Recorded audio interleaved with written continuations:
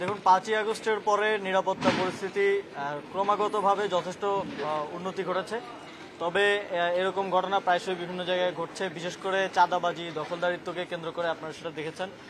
এখানে বিভিন্ন রাজনৈতিক দল ছাড়াও বিভিন্ন মাফিয়া গ্রুপ, স্থানীয় বিভিন্ন চাঁদাবাজ গ্রুপের ইনভলভমেন্ট আছে।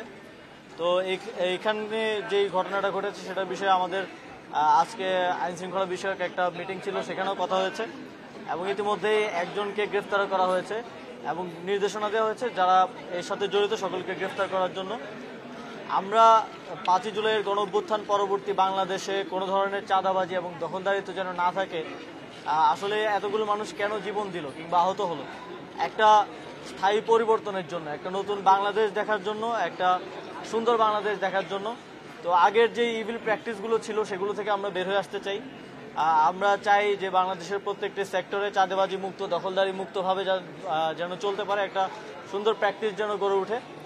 সেই জায়গা থেকে এই ধরনের ঘটনা যেন আর কোনোভাবে না ঘটে, সেজন্য এই ঘটনাটাকে ধরেই শাস্তি এবং যারা এই ঘটনা ঘটিয়েছে তাদেরকে গ্রেফতার করার মাধ্যমে, দৃষ্টান্তমূলক শাস্তি দেওয়ার মাধ্যমে একটা প্রেসিডেন্ট যেন স্থাপন হয়, যেন আর কেউ এই ধরনের কোনো ঘটনা কোথাও ঘটানোর সাহস না করে।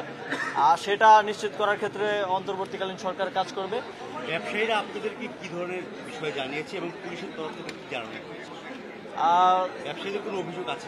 যেটা আপনারা জানেন ইতিমধ্যেই পত্রিকার মাধ্যমে, যে এখানে চাঁদা চাওয়া হয়েছিল, না দেওয়ার কারণে কিংবা না হওয়ার কারণে এই ধরনের একটা ঘটনা ঘটানো হয়েছে, হামলার মতো ঘটনা ঘটানো হয়েছে। আমরা বাংলাদেশের সকল ব্যবসায়ীদেরকে এটা নিশ্চিত করতে চাই যে এই ধরনের অবৈধভাবে কাউকে কোনো প্রকার চাঁদা আপনারা দেবেন না। কেউ যদি চায় সেক্ষেত্রে আপনারা আমাদের আইনশৃঙ্খলা বাহিনীকে জানাবেন, আপনারা 999-এ ফোন করবেন অথবা যে কোনোভাবে আমাদেরকে জানাবেন।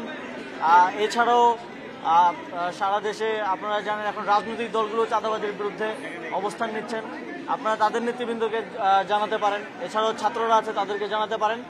আশা করি গণঅভ্যুত্থান পরবর্তী বাংলাদেশে চাঁদাবাজির বিরুদ্ধে, আপনারা জানেন যে পুলিশে আগে একটা প্রচলন ছিল যে পুলিশের সাথে মিলেমিশে এই গ্রুপগুলো চাঁদাবাজিটা করত। এখন পুলিশকে আমরা সর্বতভাবে এর থেকে বিরত রাখার চেষ্টা করছি এবং যে কোনো জায়গায় এ ধরনের কোনো অভিযোগ কিংবা ন্যূনতম প্রমাণ পাওয়া গেলেই সেখানকার কর্মকর্তার বিরুদ্ধে ব্যবস্থা নেওয়া হচ্ছে।